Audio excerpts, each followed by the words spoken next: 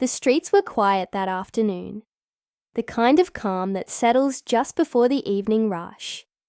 Cars passed lazily. A few people strolled along the sidewalks, lost in their own worlds.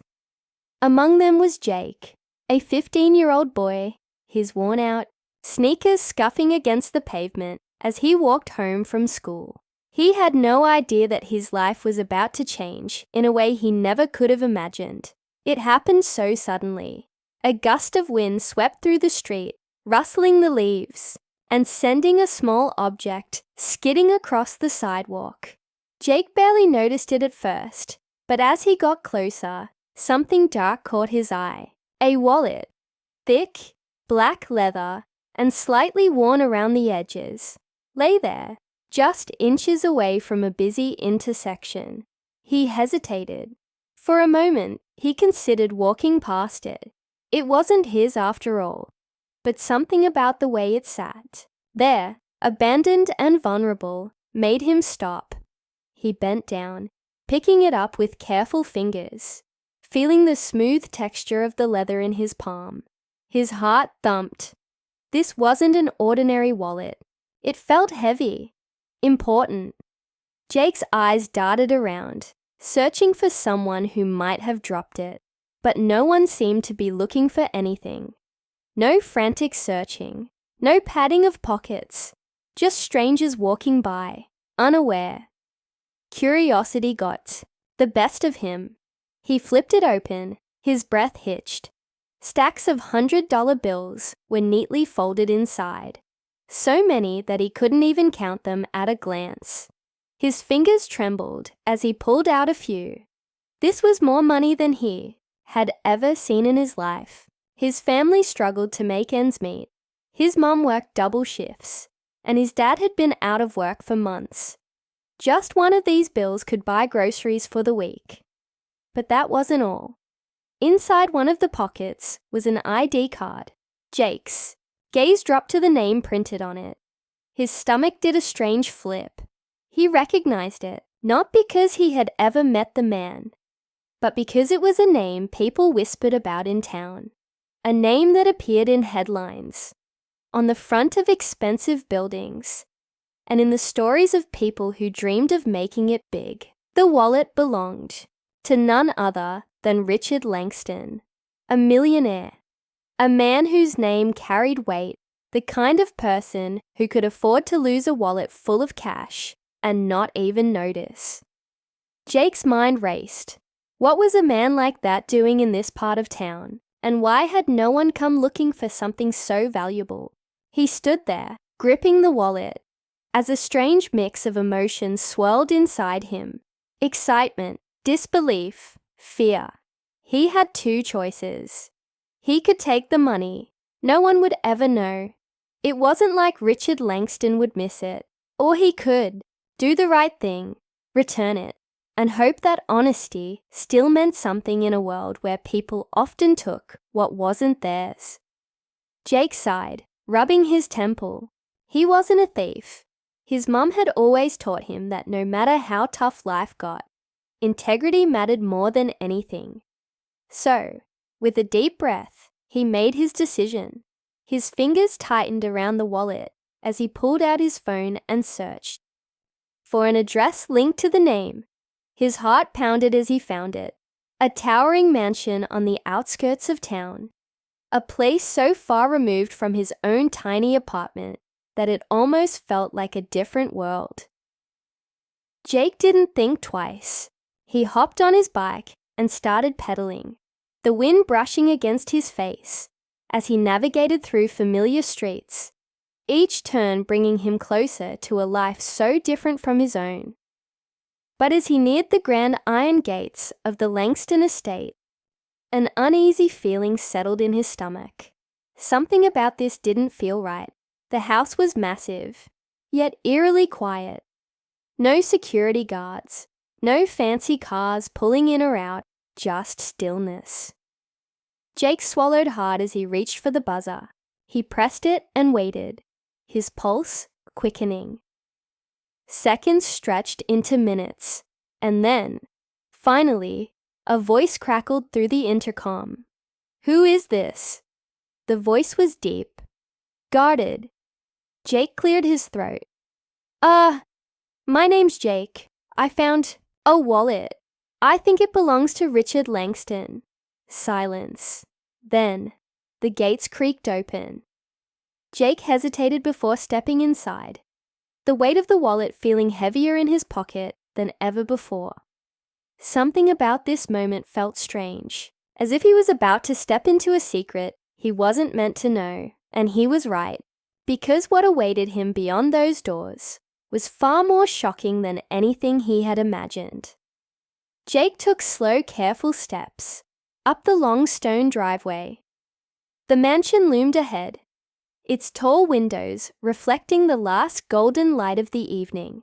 He couldn't shake the strange feeling in his gut. Something about this place felt off. It wasn't just the eerie silence. It was the way the house stood, grand and perfect, yet somehow empty. His fingers clenched around the wallet in his pocket. He had expected guards at the gate, security cameras tracking his every move, but instead, he had walked in freely, the heavy iron gates shutting behind him without a sound. The front door creaked open before he even reached it. A man stood in the doorway, tall and serious, his sharp eyes studying Jake, like he was some kind of puzzle that needed solving. He was dressed in a crisp black suit, but there was something slightly unkempt about him, like he had been caught in the middle of something he wasn't supposed to be doing. "You said you found a wallet?" The man's voice was calm, but there was a certain edge to it. Jake nodded, swallowing hard as he pulled it from his pocket and held it out.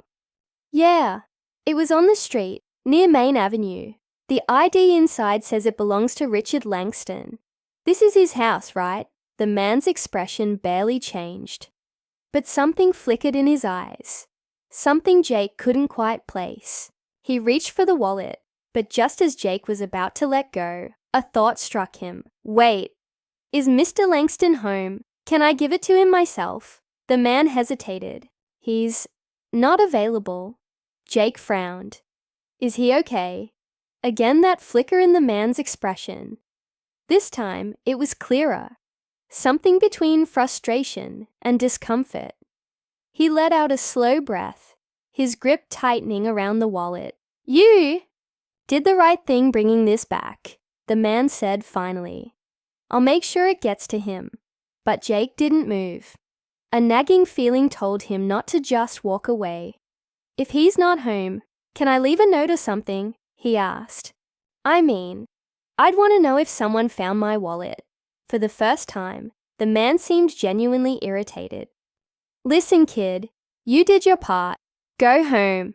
Jake didn't like the way he said that. It wasn't just dismissive. It was final. His instincts screamed that something wasn't right. A millionaire loses his wallet on the street, and instead of a thank you, Jake gets pushed away like an inconvenience. No reward, no gratitude, just this strange, tense energy that made his skin crawl. He took a step back, forcing a polite smile. "All right, thanks." As he turned to leave, he caught something out of the corner of his eye. Movement in one of the upstairs windows. A shadow shifting behind the curtains. Someone was there, watching. His heart pounded. Was that Richard Langston? If so, why wasn't he coming down to get his own wallet? And if it wasn't him, then who was it? Jake forced himself to walk at a normal pace. Even though his legs wanted to run, he didn't stop until he was outside the gate. The moment it clanged shut behind him, he let out the breath he hadn't realized he was holding. Something weird was going on in that house. And now he had a choice to make. He could ignore it, chalk it up as a strange experience, and move on with his life. Or he could find out the truth. Jake wasn't sure why he even cared. Maybe it was the way that man had looked at him, like he was just some kid who needed to be brushed aside. Maybe it was the uneasy silence of the house. Or maybe it was because deep down, he knew something wasn't right, and he couldn't just walk away. That night, as he lay in bed, He couldn't stop thinking about it. He did a quick search on his phone for any recent news about Richard Langston. Nothing. No interviews. No public appearances. Not even a vague mention of him attending some event. For someone so rich and famous, it was weirdly quiet. The next day, curiosity got the better of him. After school, he found himself biking back toward the Langston estate. He wasn't sure what he was hoping to find, but his gut told him to trust his instincts. This time, he didn't go through the front gate. He parked his bike a few blocks away and made his way around the back of the property, keeping low behind a row of bushes. He wasn't exactly trespassing. Yet, he just wanted to look, to see if that strange feeling in his gut meant something, or if he was just being paranoid. Peering through the trees, he saw the mansion again, still grand, still quiet. But something was different now. The front door was wide open. Jake's breath caught. He waited, watching. No one came in or out. Then, movement. A figure appeared in the doorway, stepping out onto the grand stone steps. It wasn't the man from before. This time, it was someone else. A woman, dressed in all black. She glanced around, as if checking to see if anyone was watching. Then she pulled something from her coat, a small envelope, and tucked it into a planter near the entrance, before hurrying back inside. Jake's heart hammered in his chest. What was in that envelope?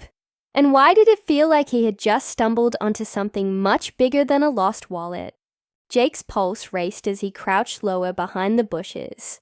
Eyes locked on the small envelope tucked into the planter. He knew he shouldn't be here. He knew he should just turn around, walk away, and forget about this whole thing. But something deep inside told him he couldn't. Not yet. He waited, watching the house carefully. No one came out, no movement in the windows. The eerie silence stretched on. Slowly he crept forward. His heart pounded as he reached the planter and carefully pulled out the envelope. His fingers trembled as he flipped it over. No name, no markings, just a plain, unassuming white envelope. But when he pressed his fingers against it, he felt something inside, a folded piece of paper. With one last glance toward the house, he slipped the envelope into his jacket and hurried back to his bike, his legs moving faster than his thoughts. Only when he was blocks away did he finally stop to catch his breath. He ducked into a quiet alley and pulled out the envelope. His hands shook as he opened it. Inside was a single sheet of paper, covered in hurried, messy handwriting. His eyes scanned the words, and as he read, his stomach twisted. "Help me! They won't let me leave!" Jake's breath hitched. He read it again, hoping he had misunderstood, but the words didn't change. His chest tightened as realization hit him like a wave. Someone inside that mansion was in trouble, and they were desperate enough to slip a message into a planter, hoping someone, anyone, would find it. But who? A sinking feeling settled in his gut. Was it Richard Langston? Was that why he never came to the door? Was that why the man in the suit had been so quick to get rid of him? Jake's mind raced. He needed to do something. But what could he do? He was just a kid. Who would believe him? He thought about going to the police. But what if they brushed him off? What if they thought he was making it up? He needed proof. Something real. Something they couldn't ignore. A plan formed in his head. Reckless, but clear. He had to go back. He had to find out what was really happening inside that house. That night, under the cover of darkness, he returned to the Langston estate. He left his bike hidden behind some trees and carefully made his way along the side of the property. The mansion was even more intimidating in the darkness, its massive windows glowing faintly with soft, warm light. He found an unlocked side gate and slipped through. His heart pounded as he crept along the edge of the house, looking for any way inside. Then He saw it, an open window on the ground floor. Taking a deep breath, he hoisted himself up and slid inside. The air was heavy, filled with the faint scent of expensive cologne and something else, something stale, like a room that hadn't been aired out in too long. He moved carefully, his footsteps barely making a sound against the polished floors. The mansion was even bigger inside, with long hallways stretching in every direction. But there was no time to admire the luxury. He had to find whoever had written that note. Then he heard it, a soft creak, a muffled voice. He followed the sound, his pulse thundering in his ears. It led him to a door at the end of the hallway. Slowly, he reached for the handle and turned it. The door opened, revealing a dimly lit study. And there, sitting in a large, leather chair, was a man. Richard Langston. Jake's breath caught. The man looked tired. His once proud face, now worn with exhaustion. But what was even stranger was the way he looked at Jake. Not surprised, not angry, just relieved. "You found the note," Langston said quietly. Jake nodded, his throat dry. "What's going on? Who's keeping you here?" Before Langston could answer, a voice rang out from behind Jake. "I told you to go home, kid." Jake spun around, his stomach twisting as he came face to face with the man in the suit. His expression was unreadable, but there was something cold in his eyes. Jake took a step back, his mind racing. "What are you doing to him?" he demanded. "Why won't you let him leave?" Langston let out a tired sigh. "It's not what you think," he said, his voice low. "But it doesn't matter now. You shouldn't have come back." The man in the suit stepped forward. But before Jake could react, another voice interrupted. "I called the cops." Jake's heart leaped as he turned to see a woman standing in the doorway. Another member of Langston's staff. Her expression firm. "They'll be here any minute," she said, crossing her arms. "It's over." Everything happened fast. After that, police sirens echoed in the distance, growing louder by the second. The man in the suit stiffened, his jaw clenching. Then without a word, he turned and walked away, disappearing down the hallway. Minutes later, the police arrived.